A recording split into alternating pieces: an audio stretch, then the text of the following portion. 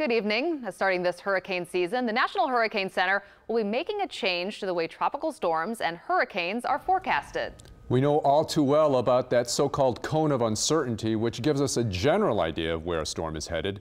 The Hurricane Center announced this week it'll be shrinking that cone. Paul Dudley joins us now with more on what this means for storm preparations. Paul? Well, Ton, I'll tell you this much, a better forecast record over the last few years has the National Hurricane Center shrinking that cone, but it doesn't stop there. The center announced a series of changes, all designed at improving how forecasters warn the public.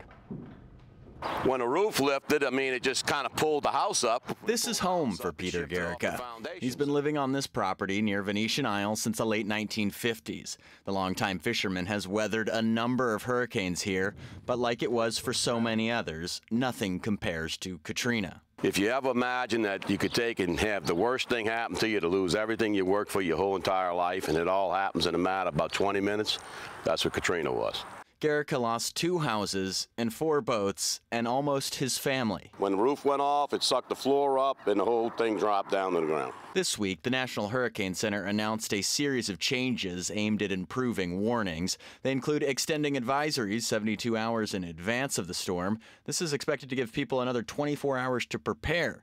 But the most notable of the changes is the shrinking of the cone of uncertainty. The center of that storm is going to be somewhere in that cone. So with a more narrow cone, that's more of an assurance of that this area will really have to pay attention to the storm.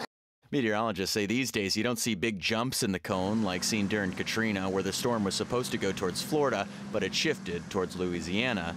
Though just because the cone is becoming more accurate, it doesn't mean people outside of it are in the clear. The storm is a wide hurricane. It could still affect people outside the cone. The cone doesn't represent where impacts like tornadoes will be felt, which Garrica thinks took down his homes, but he's still happy to hear storm tracking has improved since 2005. Another thing that has changed, Garrica says this time, if things start looking bad, I won't stay here. I'll just leave and, go in town somewhere and come back when it's over with.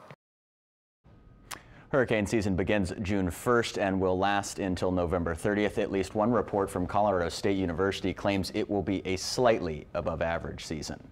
All right, Paul, thank you.